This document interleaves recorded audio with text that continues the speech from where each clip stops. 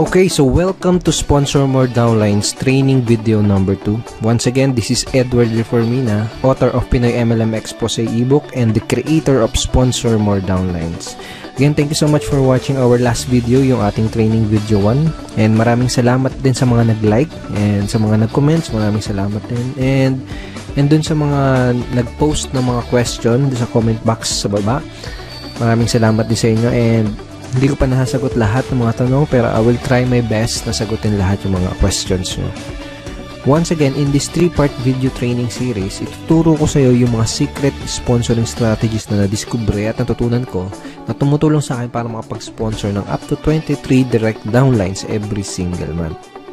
Ang pinaka-goal ko sa training series na to is ma-share sa iyo at maituro sa iyo yung ilan sa mga sponsoring strategies na yun, and hopefully is magamit mo din siya sa business na ginagawa mo ngayon para makuha mo yung mga resulta na gusto mong makuha. Okay? Dun sa first video, pinag-usapan natin yung mga common problems na nararanasan ng mga Pinoy networkers. And sa video 1, tinuro ko din sa iyo kung paano ka makakapag-save ng valuable time mo, ng effort at ng pera by learning how to sort out or learning how to pre-qualify your prospects. And dun sa video number 1, binigyan din kita ng ilang mga lines na magagamit mo para malaman mo kung qualified ba yung prospects na kinakausap mo. Okay? Dito naman sa video number 2, ang mga pag-uusapan natin ay yung mga common MLM myths, number 1 challenge ng mga Pinoy networkers, and tuturo ko din sa iyo kung paano mo sasagutin yung top 3 most common MLM objections. Okay? So, una natin pag-usapan ay yung common myths o yung mga maling akala ng mga networkers. Ito yung mga myths na pinaniniwalaan ng mga Pinoy networkers na pumipigil sa kanila para maging successful at para magkaresulta. Okay, ano na yung mga myths na yun? Una, hindi ako makapag-sponsor dahil wala pa akong resulta o hindi pa ako kumikita. Madalas mong maririnig to sa mga networkers. Kadalasang marinig mo sa kanila is hindi ako makapag-recruit, hindi ako makapag-sponsor, o wala pa akong downlines kasi hindi pa ako kumikita, o kaya wala pa akong resulta. Isa to sa mga myth na pinaniniwalaan ng mga networkers, kaya madalas mo itong maririnig sa kanila. Okay? Pangalawang myth is maraming tao ang negative ang tingin sa network marketing. Karamihan ng networkers ang nasa isip nila, lahat ng taong kinakausap nila ay negative. Lahat ng kamag-anak nila ay negative sa network marketing. Okay? Isa yan sa mga myth na pinaniniwalaan ng mga networkers. Pangatlo, hindi ako makapag-recruit dahil hindi ako magaling mag-convince. Ito, isa to sa madalas na marinig mo sa mga, even in my team, my personal team, tsaka sa mga networkers na from other companies na nakakausap ko, madalas ko narinig ito. Karaniwang sinasabi nila ay hindi ako nahihirapan ako sa business ko, hindi ako makapag-sponsor kasi hindi ako magaling mag-convince. Okay? So, ito yung tatlong maling akala or common myths na pinaniniwalaan ng mga networkers. Mamaya babalikan natin itong mga common MLM myths na to, pero ngayon gusto ko munang ipakita sa iyo yung ginawa ko couple of weeks ago. Basically, nag-survey ako sa 1,000 mahigit na Pinoy network marketers from different MLM company. At doon sa survey na yon, may tanong na, ito, ano yung pinakamadalas na objection na nakuha mo mula sa mga prospect mo? Okay, ito yung mga nagisagot nila. Ang pinakamataas na sinabi ng mga Pinoy networkers na kadalasan natatanggap nila mga objections sa ito, wala akong pera. Okay, 21%. And pumangalawa is yung pyramiding ba yan, which is 18%. And pumangatlo, na pinakamadalas na nakukuha nilang objections is ito. Magkano na ba ang kinita mo dyan? O magkano na ba ang kinikita mo dyan? Parang ganun. Kung titignan mo yung resulta dito sa survey na to, makikita mo na related yung mga objections na natatanggap ng mga Pinoy networkers dito sa mga common MLM myths na pinaniniwalaan ng karamihan networkers. Okay? For example, ito. Hindi ako makapag-sponsor dahil wala pa akong resulta. Kaya iniisip ng mga networkers na totoo to dahil kadalasan na tinatanong sa kanila ng mga prospects ay yung objection na magkano na bang kinita mo dyan. Pwedeng ganito yung nangyari. May prospect kang kinakausap, in-explain mo sa kanya yung opportunity o kaya dinala mo siya sa opisina nyo para panoorin yung BOM. Ngayon, after niyang ma-explainan, nagtanong siya sa'yo, nagbigay siya ng objection na magkano na bang kinikita mo dyan? Ngayon, kung bago ka pa lang, normal lang na syempre, maliit pa lang or wala ka pang kinikita. At posible din na hindi mo pa alam kung paano sagutin ng tama ang ganitong klase ng objection. Ngayon, kung hindi siya sumali, ang magiging thinking mo ngayon, ang papasok ngayon sa isip mo, ay hindi siya sumali kasi hindi pa ako kumikita. Ay hindi siya sumali kasi maliit pa lang yung kinikita ko. Ay hindi siya sumali kasi wala pa akong resulta. Okay na gets mo? Yung pangalawa, tingnan natin. Maraming tao ang negative ang tingin sa network marketing. Posible din na may prospect ang kinakausap na explainan mo na siya. And then, nagbigay siya ng objection na pyramiding ba yan? Ngayon, kung hindi mo alam sagutin ng tama tong objection na yan, hindi mo siya mapapasali. Ngayon, ang thinking mo ngayon, ang iniisip mo ngayon, naku, ang daming negative sa network marketing. Lahat ng kinakausap mo negative sa network marketing. Pero ang totoo, hindi mo lang alam sagutin yung objection na yun ng tama. Pangatlo, itong wala akong pera. See, dito sa Common MLM Meets, hindi ako mapag-recruit dahil hindi ako magaling mag-convince. Possible na may prospect ang kausap, sinabi niya na wala akong pera, maganda yung opportunity, wala akong pera. Ngayon, dahil wala siyang pera, hindi mo siya napasali. Posibleng pumasok sa isip mo na hindi ko siya napasali kasi hindi ako magaling mag-convince. Ganun. So, related itong mga common MLM objections na to doon sa common MLM myths na pinaniniwalaan ng mga networkers. Ibig sabihin, walang katotohanan itong mga paniniwala na to, itong mga myths na to, kaya nga myth, di ba? Dulot lang to ng mga objections na madalas itanong sa ating mga networkers. Okay? Itong mga myths na to, dulot lang yan ng mga objections na hindi alam sagutin ng tama. Kung isa ka sa mga networkers na dating naniniwala dito sa mga yan, I'm here to tell you na walang katotohanan ng mga yan. Ang kailangan mo lang gawin ay alamin kung paano sasagutin yung mga objections na nagdudulot nitong mga maling paniniwala na to. Number 1 challenge ng mga networkers ay yung mga prospect objections. So, sa mga challenge nila ay yung mga objections na binabato at binibigay sa kanila ng mga prospects na kinakausap nila. Dahil sa mga objection na yun, kadalasan nagkakaroon sila ng maling paniniwala, nagkakaroon sila ng maling beliefs about sa network marketing business nila. Ang solusyon para ma-solve yung challenge na yun is to master handling objections. So, bakit ba natin kailangan ma-master ang pag-handle ng mga objections? Kung gusto mo talagang ma-master ang pag-sponsor o pag-recruit, kailangan mong ma-master ang pag-handle ng lahat ng mga common MLM objections. Period. Napakadaming networkers kasi ang nag-fail dahil hindi nila alam kung paano mag-handle ng mga common objections. At ang masama pa, madaming mga networkers ang walang idea kung paano i-handle ang mga objections ng kanilang prospects. Ganito kasi yan, kahit gaano pa kaganda ang pag-present mo ng business mo, okay, kahit gaano pa kaganda yung pag-present mo ng product mo, lahat ng prospect, kahit interesado na yan, sigurado ay may katanungan at objections pa din yan bago siya magkaroon ng final na decision. Normal lang kasi talaga yon. Pero itong masakit. Kapag hindi mo nasagot ng tama ang mga questions at objections ng mga prospects mo, hindi mo pa din sila mapapasali. Tanungin kita, nangyari na ba sa iyo yung may prospect ang kausap, tapos sigurado ka na sasali siya, okay, pero hindi naman nag-join pagkatapos mo ma-explainan? Usually, nangyayari yung ganun dahil sa mga objection na hindi nasasagot ng tama. Ito yung mga dahilan kung bakit kailangan mong ma-master ang pagsagot sa lahat ng mga common MLM objections. So, ang goal ko sa video na to is tulungan ka at ituro sa'yo kung paano mo sasagutin itong top 3 common MLM objections. Itong pinag-usapan natin kanina, itong result dun sa sa survey na ginawa ko sa mahigit 1,000 networkers na pinakamadalas na natatanggap nilang objections. Itong wala akong pera, pyramiding ba yan, at magkano na bang kinikita mo?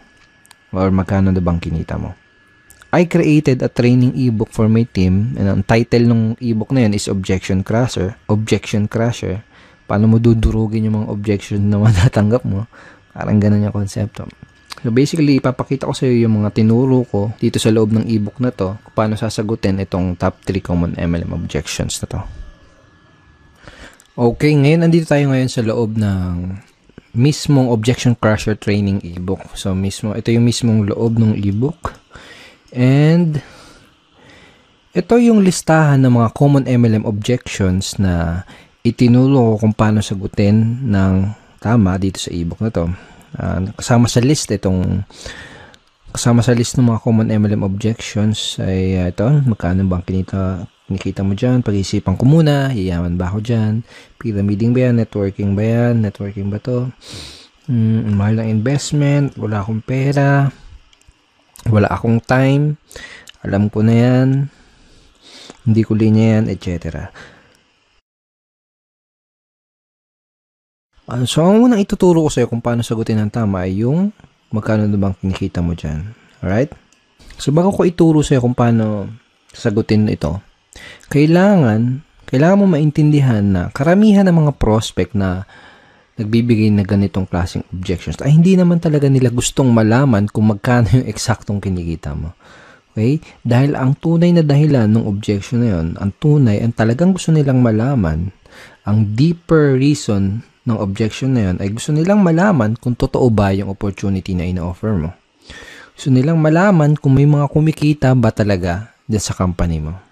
O baka naman nag-aksaya ka lang ng pera dyan at hindi mo nabawi yung in-invest mo dahil natatakot sila na mangyari sa kanila yung ganun. Natatakot sila na baka pag nag-invest sila ay hindi bumalik yung in-invest nila. So yun yung ilan sa mga tunay na gustong malaman ng prospect mo. Gusto nilang malaman kung totoo ba yung opportunity mo. Sa madaling salita, gusto nilang ng pruweba. Okay? Sa madaling salita, gusto nila ng social proof or proof na may kumikita sa opportunity mo. So, yun yung talagang gusto nilang malaman. And another thing is maraming paraan para sagutin itong objection na to. Pero itong paraan na ituturo ko sa'yo dito sa ebook na to is yung pinaka-effective based on my personal experience and in my opinion. Ito yung pinaka-effective, hindi lang effective, pinaka-cool at pinaka-relax na paraan para sagutin itong objection na to. Okay, so paano ba sasagutin itong objection na to? So for example, may kausap ka na prospect. Tinanong ka niya, magkano na bang kinita mo dyan? Ang sasagot mo, magkano ba yung gusto mong madinig para maging interesado ka? Okay? O kaya, magkano ba yung gusto mong madinig para maging interesado kang tignan yung opportunity na to? O kaya naman, magkano ba yung gusto mong madinig para ma-impress ka? Okay, sa una, kailangan ng konting lakas ng loob kung gagamitin mo tong lines na to. Kumbaga, kailangan ng konting posture. Okay? Sa una, baka medyo mailang ka pa. Kaya sa una lang yon, kapag paulit-ulit mo na siyang ginamit, medyo masasanay ka na din. Kapag sinabi mo sa prospect, wag mo din kalilimutan na mag-smile ng konti para hindi ka magmukhang maangas or hindi ka ma-misinterpret nung kinakausap mo na nagyayabang. Alright? Okay, so ang mangyayari kapag tinanong mo to sa prospect mo, magbibigay siya sa iyo ng figure or ng amount. And hindi mahalaga kung hindi mo pa kinikita yung halaga na sasagot ng prospect mo. Kailangan lang ay may mga alam kang success stories from your company dahil gagamitin mo yung mga istorya or mga stories or kwento ng mga successful person in your company doon sa sagot mo. Okay?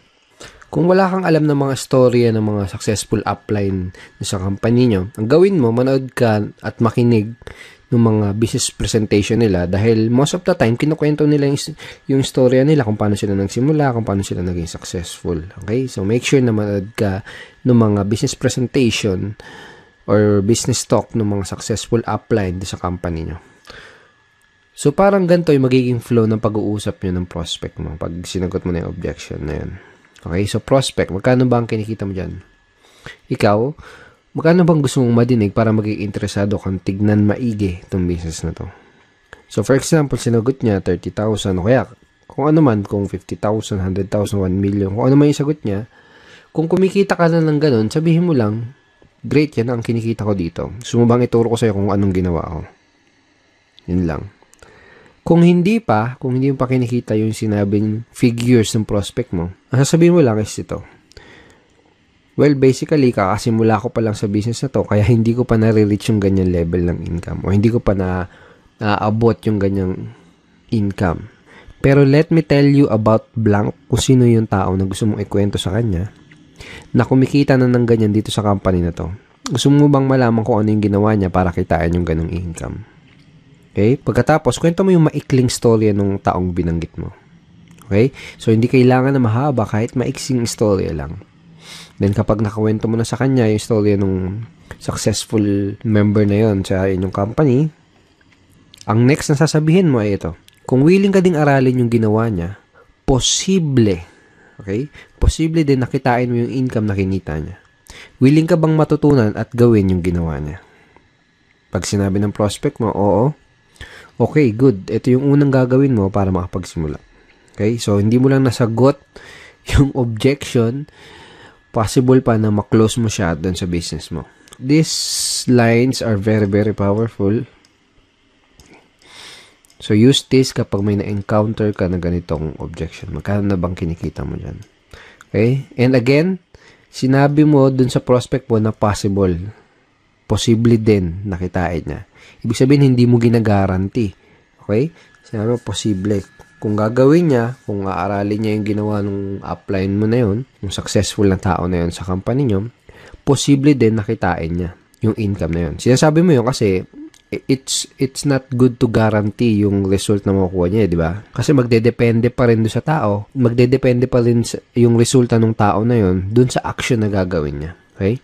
And last tip, maganda rin na idea kung ipapakilala mo siya doon sa mga successful and higher uplines doon sa team nyo or sa company nyo. Okay? Para mas tumibay yung social proof. Okay? Again, kasi kaya nga tinatanong to ng prospect mo kasi medyo may duda siya kung totoo ba yung opportunity na ginagawa mo. Okay, so ang next na objection na sasagutin natin at pag-aaralan natin ay yung objection na pyramiding ba yan or pyramiding ba to? Okay, so pag may nag-object sa'yo ng objection na to, pag may nagtanong sa'yo, pyramiding ba to? Ang sasagot mo ay ito. Yes, pyramiding to and welcome to Egypt. So yan. Hindi, biro lang. So, madami din paraan para sagutin tong objection na to. Pero itong ituturo ko sa iyo, yung isa sa pinakamadali, lalo na kung nagsisimula ka pa lang, and pinaka-enjoyable na paraan kung paano sagutin tong objection na to. So, for example, sabi sa'yo ng prospect mo is, pyramiding ba to? Tinanong niya. Sasagutin mo din siya ng tanong. Okay? Isa sa mga natutunan ko is, one of the best way to answer objections is to answer it with questions. Kumbaga, tanungin mo yung tanong nila. Okay? So, for example, in this objection, tinanong niya, pyramiding ba to? Tatanungin mo, anong ibig mo sabihin? Yung mga illegal? Okay? So, medyo ganun yung tono dapat. Parang patanong. Anong ibig sabihin mo? Yung mga illegal? Pag sinabi ng prospect na, ano yun? Yung tipong nangangako na mag-i-invest ka lang tapos dodoble yung pera mo kahit wala kang gawin? Sabihin ng prospect mo, Then, sabihin mo, yung mag-i-invest ka lang ng pera tapos wala kang makukuha ng produkto. Basta sabi nila, kikita lang yung pera mo. Sabihin ng prospect mo, Then, itatanong mo sa kanya, ganun ba yung hinahanap mo? Ganun ba ang hinahanap mo? Natural, isasagot ng prospect is hindi. Okay? Pag sinabi niyang hindi, ito yung sasabihin mo, okay, that's good dahil kabaligtaran ito nun. So, in that way, ipinaalam mo sa kanya, kumbaga dito sa paraan na to ng pagsagot dito sa objection na to is parang dinefine mo kung ano yung pyramiding. At sinabi mo sa kanya na yung business mo, yung opportunity mo, is kabaligtaran nung definition na yun ng pyramiding. Of course, I'm assuming and dapat napakita mo na din sa kanya yung mga legal documents na magpapatunay na legal nga yung company nyo. Pero kaya ako tinuro sa iyo yung ganitong paraan is mostly kasi ng mga prospect mo na magbibigay ng gantong klase ng objections ay yung mga tao na hindi educated or walang idea sa difference o pagkakaiba ng pyramiding kumpara sa legitimate network marketing opportunity. So, mas magkakaroon ng sense sa kanila yung ganitong simpleng conversation lang. Okay, so use this simple objection handling script next time na may prospect na magtatanong sa'yo ng pyramiding ba to or pyramiding ba yan. Now, ang susunod na objection ay yung wala akong pera. Ang unang kailangan mong maintindihan ay may dalawang klase ng prospect na nagsasabi ng gantong klaseng objection. Yung isa ay yung wala talagang pera at yung isa naman ay yung mga nagpapalusot lang. Okay? So, let me share you. Dati, nung nagsisimula pa lang ako sa network marketing, is madalas ko natatanggap tong objection na to.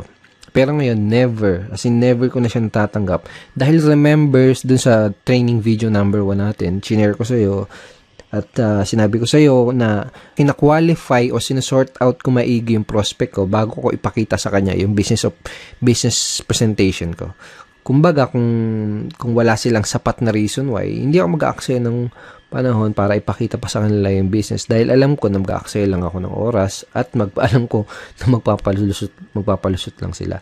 So, kung may nagbigay sa iyo ng ganitong klase ng objection, ang unang kailangan mong malaman is kailangan malaman mo kung nagsasabi ba sila ng totoo o kung nagpapalusot lang ba sila. So, paano mo malalaman yun? Tatanungin mo sila. Okay, tatanungin mo sila kung totoo ba na wala silang pera. So, paano mo gagawin yun? Ganito, simple lang. Pag sinabi ng prospect na wala silang pera, tatanungin mo sila, pwede bang magtanong? Tanong mo, okay lang ba sa'yo kung magtapatan tayo sa isa't isa? Ibig mo bang sabihin ay interesado ka sa business na to pero wala ka lang pera? O sinasabi mo lang na wala kang pera dahil mabait ka lang na tao at ayaw mo kung ma-offend kaya hindi mo kagad masabi na hindi ka interesado? Okay? So make sure to smile again. Kapag sinabi nila na hindi talaga sila interesado, just let them go. That person is not right for your business. Pwede mong sabihin na I understand, hindi naman kasi talaga para sa lahat ng business na to. Ang hinahanap lang namin ay interesado at yung talagang pwedeng matulungan na opportunity na to. And thank you for your time. Ganun lang. Be professional. Okay? Hindi mo kailangan ipagpilitan yung opportunity mo dahil network marketing is a sorting business. Okay? Naghahanap lang tayo ng mga tao na magiging interested dun sa ino-offer natin. Alright? So, for example, kung sinabi naman ng prospect na interesado talaga siya pero wala lang talaga siyang pera, ganito yung pwede mo sabihin sa kanya. Okay, so ganito. Unang gagawin mo is makikisimpatya ka or makikisimpatize ka dun sa situation ng prospect mo. Parang ganito. Naintindihan ko yung sitwasyon mo. Nung una ko nakita tong business na to, ganyan din yung sitwasyon ko at ganyan din yung sinabi ko. Wala akong pera. Pero na-realize ko, kung wala akong gagawin na paraan at kung wala akong gagawing bago, wala di mangyayaring bago. Kung 5 years ago sinasabi ko yung salitang wala akong pera, malamang 5 years from now ay paulit-ulit ko pa ding sasabihin yung salitang wala akong pera. Kaya ang ginawa ko, gumawa ako ng paraan. Tapos, ikwento mo sa prospect mo kung ano yung ginawa mo paraan para makapag-start ng business. Well, obviously, sasabihin mo sa prospect mo to kung medyo ganito yung nangyari sa'yo bago ka magsimula ng network marketing business mo. Pero for example, kung hindi ganito yung situation mo na nag-start ka ng network marketing, pwede mong gamitin or pwede mong i-leverage yung mga istorya ng mga ibang members sa team nyo or ibang members sa company nyo. For example, ganito. Naintindihan ko ang sitwasyon mo. Maraming tao ang ganyan din ang sitwasyon nung una nilang nakita tong business na to. Sinabi din nila na wala silang pera. Pero na-realize nila, wala silang gagawin na paraan at kung wala silang gagawin bago, wala din mangyayari sa kanilang bago. Kung 5 years ago, sinasabi nila na wala silang pera, malamang 5 years from now, paulit-ulit pa din nila sasabihin yung salitang wala silang pera. Kaya ang ginawa nila, gumawa sila ng paraan. Katapos, ikwento mo yung storya ng other members from your team or members from your company. Okay? Pagkatapos mo nang ikwento yung ginawa mong paraan o yung ginawang paraan ng ibang member sa team nyo, ito yung next na sasabihin mo sa kanya. Ito yung gusto kong itanong sa'yo. Gusto mo ba na habang buhay mo na lang sasabihin yung salita na yan? Wala akong pera. Okay, di isasagot sa'yo ng prospect mo. Syempre hindi. Diba? Then, tatanong mo sa kanya, ano yung pwede mong gawin na paraan? Okay? So, siya na mismo magsasabi sa'yo ng paraan na pwede niya gawin para makapag-start ng business. So, simple lang, di ba? Kayang-kayang i-apply. Okay? So, use this scripts, use this way of handling objection next time na may magsasabi sa'yo ng objection na wala silang pera. Of course, kailangan mo practicein yan. Sa unang bagsak mo, sa unang best mo gagamitin yan, medyo magkakamali-mali ka pa. Okay? Okay? It takes practice. Natural lang yun. Sa unang magkakamali ka. But use it ng paulit-ulit para masanay ka and na ma-internalize mo yung pinaka-approach or yung strategy. So, thank you so much for watching our training video number 2. I hope madami kang natutunan at I hope ma-apply mo kagad itong mga bago mong nalalaman sa business mo. Okay? At may isa pa akong good news sa'yo. May ginawa akong free PDF script na pwede mong i-download Okay? Yung download button is nasa baba ng video na to. So, download mo yan. Basically, nakalagay din sa PDF script na yan yung mga objection handling script na pinag-aralan natin dito sa video training number 2. So, download mo yan para ma-review mo palagi yung mga tinuro ko sa yung bago. Sa next training video natin, sa training video number 3, ang mga pag-uusapan natin na ito. Pag-usapan natin yung most important skill na kailangan mong matutunan as a network marketer or MLMer and a direct seller. At yun ay ang closing skill. Okay? And ituturo ko din sa iyo, bibigay ko sa iyo yung super effective closing line na ginagamit ko to sponsor up to 4 downlines in 1 day. Okay? So matagal ko na ginagamit tong closing line na to and it's very very effective and very very powerful. So don't forget to check your email for our training video number 3. Papadala ko tong training video number 3 sa email mo sa isang araw. Okay? Papadala ko yung link ng training video number 3 sa isang araw. Alright?